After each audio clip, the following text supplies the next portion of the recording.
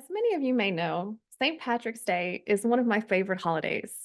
You see, I was given up for adoption as a baby, and one of the only things I knew about my birth family was that it had Irish roots.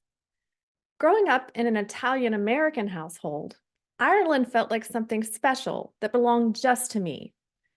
As a result, I've always gravitated toward things related to the Emerald Isle, including fairies, leprechauns, and banshees. Along these lines, and in honor of St. Patrick's Day, I would like to share some ideas for how you can add some Blarney to your next tabletop campaign or character.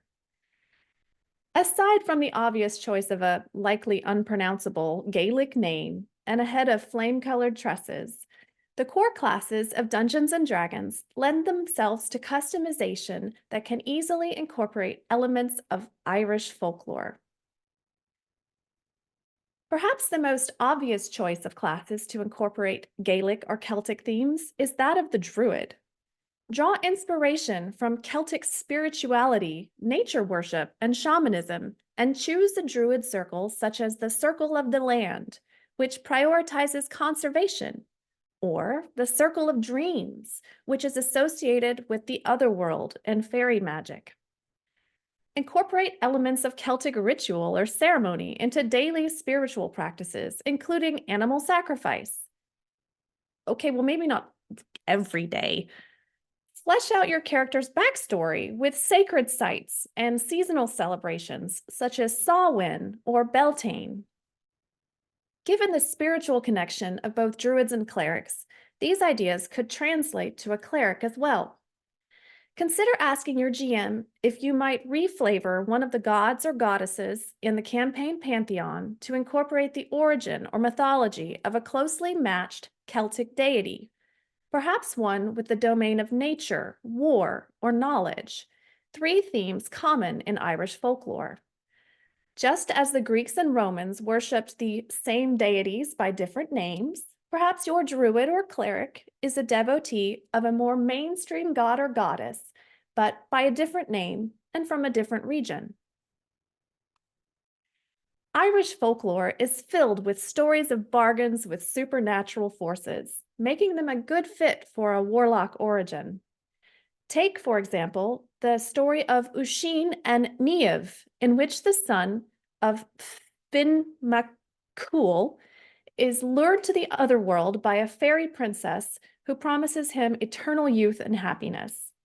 He spends 3 years with her, but upon returning to Ireland, discovers centuries have passed.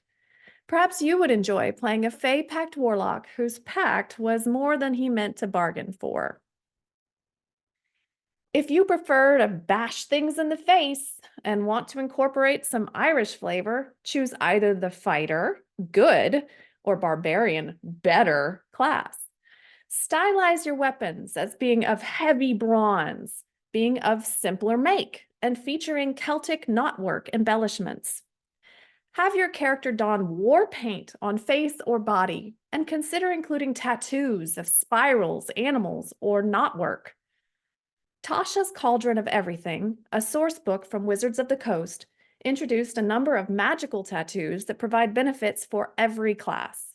Consider reskinning one of these as a tribal spiral, animal, or knotwork.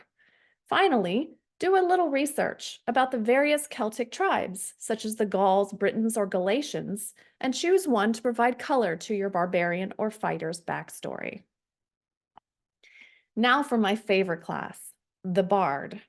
The original bards, traveling storytellers and musicians, probably heralded from Ireland, a country which boasts some of the best writers in the English language, including James Joyce, W.B. Yeats, Bram Stoker, and Oscar Wilde. To up your emerald quotient, specialize in an Irish musical instrument.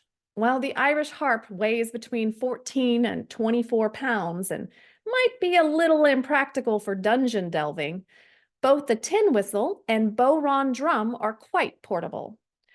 When choosing your feats and spells, try to focus on themes of prophecy, divination, and enchantment, all three of which are common in Irish folklore. You might be surprised to hear monks mentioned. Most people think of martial monks as an Eastern concept. But did you know that Ireland had warrior monks of its own? You see, during the early medieval period, much of Ireland converted to Christianity. Monasteries and surrounding settlements arose as centers of learning, spirituality, and community life. They were not just places of religious devotion, but repositories of knowledge, centers of craftsmanship, and hubs of agricultural production. Warrior monks emerged from this new phenomenon, blending elements of spiritual devotion with martial prowess, taking part in military training and defensive as well as offensive actions on behalf of their monastic settlements or in defense of their faith. Perhaps deservedly, the Irish have a wee bit of a reputation for, shall we say, the overindulgence in alcoholic beverages. To build a monk with an Irish connection, you might consider the way of the drunken master, role-playing a late-stage alcoholic that was kicked out of their monastery for day drinking. Credit to Kelly, a fellow Irishman, for this idea.